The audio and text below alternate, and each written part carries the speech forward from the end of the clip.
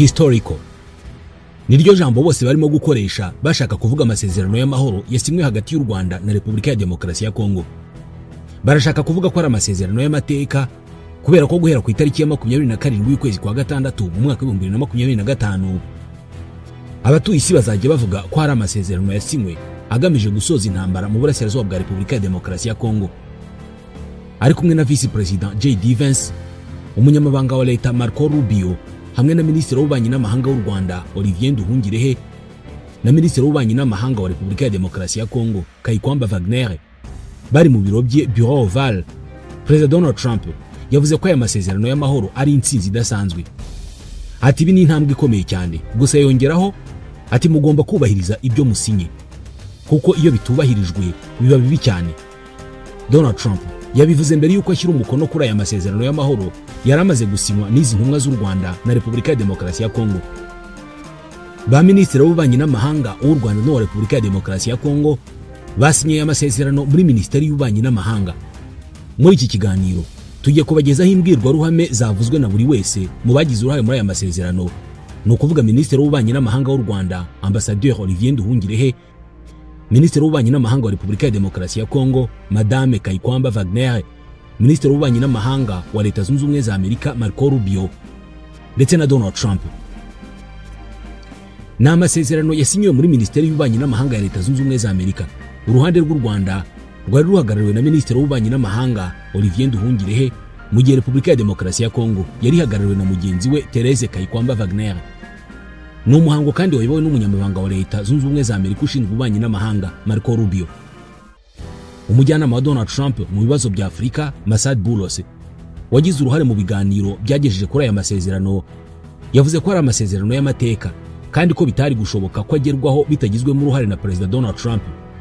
Marco Rubio we yavuze ko hakiri akazi ko gukorwa mu bijyanye n'ishyirwa mu bikorwa ry'aya masezerano, ndetse ko intambwe yatewe kuri uyu wa gatanu itari kugerwaho iyo bitagirwamo uruhare na leta ya Qatar ndetse n'umuryango wa Afurika yunze ubumwe.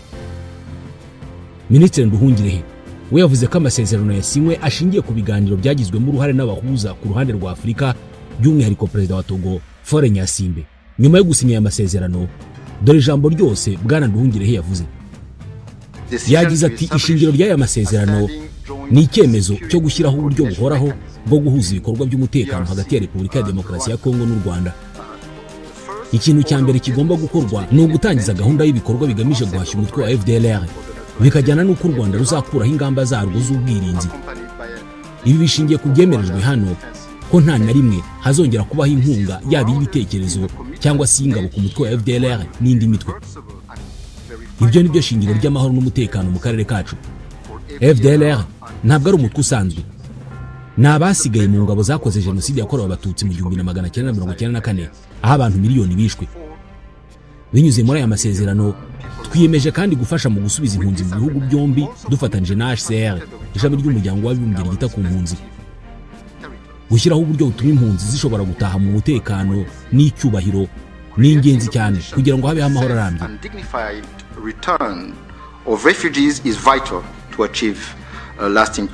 Minisitiri w'Ububanyi n'Amahanga wa Repubulika ya Demokarasi ya Kongo Madame Therese Kayikwamba Wagner we yagize ati aya masezerano y'amahoro arafungura igice gishya gikenera ibirenze kubyiyemeza gusa, ahubwo n'ubutwari bwo kubisohoza. Mu gushyira umukono kuri aya masezerano twongeye gushimangira ukuri kumwe. Amahoro ni amahitamo, ariko kandi ni inshingano. Ni uguhesha agaciro amategeko mpuzamahanga, kubahiriza uburenganzira bwa muntu no kurinda ubusugire bw'ibihugu. Abababaye cyane barimo kutureba, bategereje ko aya masezerano azubahirizwa kandi ntabwo dushobora kubatenguha. Aya masezerano yubakiye ku bikorwa byinshi byabanje. Amaze kuvuga, Minisitiri w'Ububanyi n'Amahanga wa Leta Zunze Ubumwe za Amerika Marco Rubio nawe yahise afata ijambo maze aragira ati ibi ntabwo byari byoroshye kandi birumvikana ko hakiri akazi kagomba gukorwa mu bijyanye no kubishyira mu bikorwa, ariko turishimye cyane ko mwembi muri hano kandi ni ishema rikomeye gukorana namwe mwembi. Dufite abantu benshi dukeneye gushimira. Birumvikana ekipi ikomeye yo muri Minisiteri y'Ububanyi n'Amahanga yakoze akazi gakomeye cyane. Bwana Boulos yakoze akazi kadasanzwe, amaze hafi ibyumweru 10 atangiye akazi, ariko yahise abyinjiramo cyane, abyitaho rwose. kandi yabikoze neza. Turagushimira cyane mu kazi kose wakoze. Birumvikana ko ibi byose bitari gushoboka tudafite inshuti n'abafatanyabikorwa ba hafi mu muryango wa Afurika yunze ubumwe no muri Qatar. Qatar ni igihugu dukorana cyane muri iyi minsi. Hari ibintu byinshi dukorana namwe kandi mwagize uruhare runini cyane, kimwe no mu muryango wa Afurika yunze ubumwe. Ibi ntabwo byari gushoboka mutabirimo. Mwahuje abantu bose. Ndashaka kandi gushimira abo mvuga ko twahoze dukorana. Hashize amezi 6 gusa ntakiri umusenateri, ariko ubu turi kumwe n'abasenateri Rounds na Rishi. Senateri Rishi ni perezida w'akanama gashinzwe ububanyi n'amahanga kandi ni inshuti yanjye ya hafi. Yakurikiranye iki kibazo hafi cyane, agihindura ikibazo cye. Senateri Rounds we yagiye avugana nanjye kuri iki kibazo na mbere yuko njya muri uyu mwanya, ndetse no mu gihe cyo kunshyiraho ku mugaragaro. Hari n'abandi batabashije kugera hano uyu munsi, ariko nabo ndashaka kubashimira. Senateri Kunzi na Booker bitaye cyane kuri iki kibazo kandi turabashimira bose. Bari batumiwe ariko ndakeka ko bafite ibindi bikorwa birimo kubera muri Sena, murabizi. Ariko turishimye cyane ko mwembi muri hano kandi uruhare rwanyu ni ingenzi. Iki ni igihe gikomeye nyuma y'imyaka 30 y'intambara. Perezida Donald Trump ni perezida w'amahoro. Ashaka amahoro koko kandi abiha agaciro kurusha ibindi byose. Twabibonye ubwo yinjiraga mu kibazo cy'intambara hagati y'Ubuhindi na Pakistan. Twabibonye vuba hangaha mu minsi mike ishize mu ntambara ikaze cyane yashoboraga gusatira urwego rwo kwangiza byose, ariko ubuvugizi bwe bwatumye intambara ihagarara. Hari n'ahandi dushaka kubona ibyo bikorwa, ariko turishimye cyane kubw'ibi kandi dutegerezanyije ubwuzu kwakira abakuru b'ibihugu byombi hano i Washington mu byumweru bike biri imbere, kugira ngo dushyire umukono ku masezerano arambuye n'amabwiriza yose yo kuyubahiriza. Uyu munsi ni intambwe ikomeye muri urwo rugendo kandi turishimye cyane kuba dufite amahirwe yo kubakira hano muri Minisiteri y'Ububanyi n'Amahanga. Amahoro ntabwo ari ukurangiza intambara gusa, si no kurengera ubuzima gusa. Ni ukwemerera abantu kubaho, ni ukwemerera abantu kugira inzozi n'ibyishimo by'ubuzima bwiza, iterambere, amahirwe mu bukungu, kongera gusubiza hamwe imiryango yabo n'ibindi byose bituma ubuzima bugira agaciro. Ibyo byose ntabwo bishoboka iyo hari intambara n'amakimbirane. Turishimye kuba twaragize uruhare muri ibi bikorwa. Turabizi kandi turanabyemera ko hakiri byinshi byo gukora, ariko turabashimira cyane kuba muri kumwe natwe kuri iyi tariki y'amateka kandi y'ingenzi. Ibi nibyo byatumye nifuza cyane kugira uyu mwanya, ndetse nibyo byatumye nkwemera n'umutima wanjye wose kubera ibihe nk'ibi. Mu by'ukuri Minisiteri y'Ububanyi n'Amahanga ni nka Minisiteri y'Amahoro, yashyiriweho guhuza abantu mu mubano wacu n'ibindi bihugu no mu buryo dushobora gukoresha izina n'ijambo rya Amerika mu guhuza abandi. Ibi bituma isi iba ahantu heza. Ndizera byimazeyo ko iyo hari amahoro ku isi hagati y'inshuti zishobora kuba zifitanye amakimbirane n'ibyo batumvikanaho, bituma Amerika ikomera, ikagira umutekano kandi igatera imbere. Bitwongerera abafatanyabikorwa dushobora gukorana nabo ubucuruzi, ndetse tukagira abafatanyabikorwa dushobora gukorana mu guhangana n'umutekano muke n'ibindi byago byugarije igihugu cyacu n'isi muri rusange. Turabashimira mwembi. Nzi uburyo ibi byari bigoye, nuko byasabye akazi kenshi cyane. Turabizi ko hakiri byinshi byo gukora, ariko twishimiye kuba muri hano uyu munsi.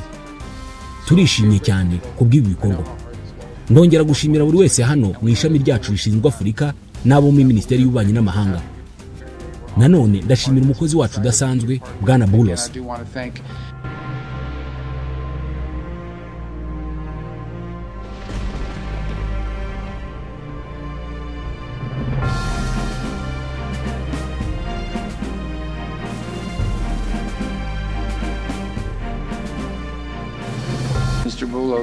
Ba Minisitiri w'Ububanyi n'Amahanga bamaze gusinya aya masezerano bari muri Minisiteri y'Ububanyi n'Amahanga ya Amerika iri muri Harry Truman Building.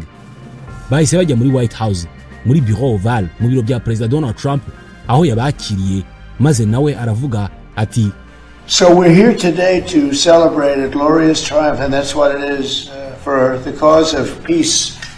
And this is a long uyu munsi turi hano kugira ngo twizihize intsinzi idasanzwe, kandi koko niyo kuri uru rugendo rw'amahoro. Ibi ni ibintu byari bimaze igihe kinini bitegerejwe. Isinywa ry'amasezerano y'amahoro y'amateka hagati ya Repubulika ya Demokarasi ya Kongo na Repubulika y'u Rwanda. Uyu mubano mubi wakomeje igihe kirekire cyane, imyaka myinshi. Bavuga ko umaze imyaka 30 mu karere k'ibiyaga binini muri Afurika, ndetse biranashoboka ko watangiye imbere yaho. Ako karere k'ibiyaga bigari gateye amabengeza, ni heza cyane, heza rwose. Ariko habaye intambara nyinshi, haba urugomo, urupfu rw'abantu benshi. Ni ibikorwa byahungishije benshi kandi byahitanye ubuzima bw'ibihumbi by'abantu. Ariko uyu munsi urugomo no gusenya birarangiye, kandi aka karere kose gatangiye igice gishya cy'icyizere n'amahirwe, ubwumvikane, iterambere n'amahoro. Byari bimaze igihe kinini bitegerejwe. Nigeze kubaza ntese iyi ntambara imaze igihe kingana iki? Inshuti yanjye yabyitabiriye cyane imbwira ko imaze imyaka 30, kandi nibura abantu miliyoni 6 barishwe muri icyo gihe. Biratangaje. Hari n'undi wambwiye ko ariyo ntambara nini kandi ikomeye cyane yabaye ku isi kuva intambara ya kabiri y'isi yarangira. Nta gahinda, ariko ubu turimo kuyirangiza. Ndashaka kugaragaza ishimwe ryanjye ku bahagarariye Repubulika ya Demokarasi ya Kongo n'u Rwanda basinye amasezerano akomeye. Ndashaka kandi gushimira umunyamabanga wa leta Marco Rubio wakoranye umuhati ukomeye kuri iki kibazo, kandi twabikoranye mu buryo bwa hafi. Ibi ni ukubera ubuyobozi bwe budasanzwe, kimwe n'umujyanama mukuru ushinzwe ibijyanye na Afurika Masad Boulos. Nkuko mubizi, amara igihe kinini muri Afurika kandi ahumva neza. Naramubajije ntese wigeze wumva utisanzuye muri urwo rugomo no muri urwo bwicanyi? Aransubiza toya, ati sinigeze numva ntisanzuye. Kandi nibyo koko ubukeneye. Ubukeneye umuntu ushobora gukora ibintu nk'ibyo. Masad, ndagushimira cyane ku kazi wakoze. Uri umuntu udasanzwe rwose. Ndashaka kandi gushimira umuryango wa Afurika yunze ubumwe, Qatar na Togo ku mikoranire yabo ya hafi na Leta Zunze Ubumwe za Amerika. Nzi ko Qatar yakoze cyane ndetse na Afurika yunze ubumwe. Ntegereje kuzabona abahagarariye ibi bihugu byombi hano igihe tuzakorana inama nyirizina izaba mu kwezi kwa 7. Turabitegereje, kandi mugomba kuba muri hano mukabikurikirana. Ntituzemerera abandi kubikurikirana mudahari, ubwo yabwiraga abanyamakuru. Ibi ni intambwe ikomeye cyane. Mu mezi make gusa twabashije kugera ku mahoro hagati y'Ubuhindi na Pakistani, Israel na Iran, Repubulika ya Demokarasi ya Kongo n'u Rwanda, ndetse n'ahandi hantu. Hari na Serbia. Mwibuke ko bari bagiye gutangiza intambara n'undi mutwe ntashaka kuvuga izina kubera ko itabaye. Twabashije kubihagarika. Inshuti yanjye iri muri Serbia yaravuze iti tugiye kongera kurwana. Reka n'uwo bari bagiye kurwana muvuge. Ni Kosovo. Ni Kosovo bari bagiye gukora intambara ikomeye cyane. Twabihagaritse kubera ubucuruzi. Bashakaga cyane gucuruzanya na Leta Zunze Ubumwe za Amerika. Narababwiye ni ntabwo ducuruzanya n'abantu barwana. Ibyo twabibwiye na Pakistan n'Ubuhindi, kandi byagenze neza. Pakistan n'Ubuhindi bafite abayobozi babiri beza cyane, kandi babashije kubihagarika. Bari mu ntambara ikomeye cyane. Abantu bose bavuga ko ibintu bigiye kuba bibi cyane, kandi ni ibihugu bifite intwaro za kirimbuzi. Ibihugu bikomeye cyane mu ntwaro za kirimbuzi. Mu mezi n'imyaka iri imbere, ubuyobozi bwanjye buzakomeza gukorana bya hafi n'impande zose zirebwa n'aya masezerano kugira ngo hamenyekane neza ko byose byubahirizwa, kandi muzubahiriza ibyo mwasezeranye. Tujye kubabwira tuti mugomba kubikora, si byose? Kubera ko iyo umuntu atabikoze haba ibintu bibi cyane. Ariko numva nyuma y'imyaka 30 yose mwese mwavuze ngo birahagije. Birahagije rwose. Mwarabibonye byose. Uyu ni umunsi mwiza cyane, ni umunsi ukomeye. Twagize intsinzi nyinshi zikomeye. Iki cyumweru cyabaye cyiza cyane. Mvuye mu rugendo rwagenze neza cyane, rwabonetsemo intsinzi. OTAN ubishyize hamwe rwose. Bagiye gutangira gukoresha amafaranga arenga trillion imwe buri mwaka. Nta numwe wari warigeze byitega. Kandi duherutse no kugira intambara nkuko mubizi. Intambara twisi iminsi 12. Yari iminsi 12 nyirizina, kandi byarangiye nta ntwaro za kirimbuzi zikoreshejwe.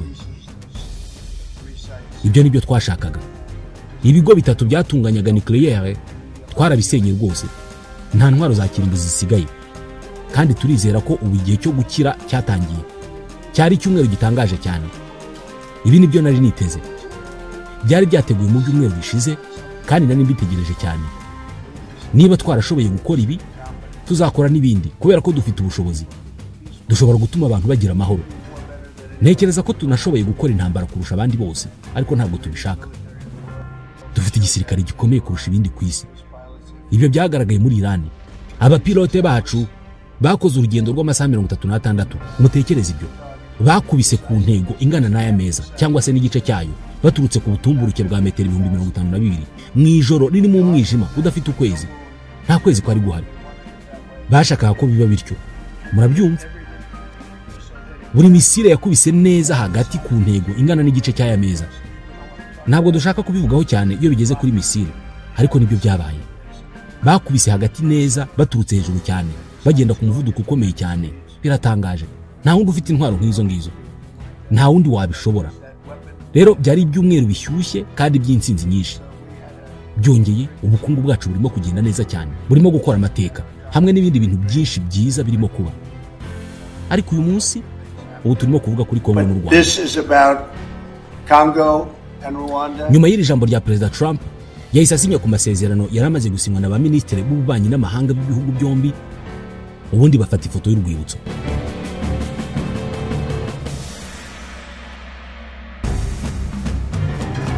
Mu bindi biganiro byacu tuzavuga kuri aya masezerano ingingo ku yindi. Mwakoze kutwumva.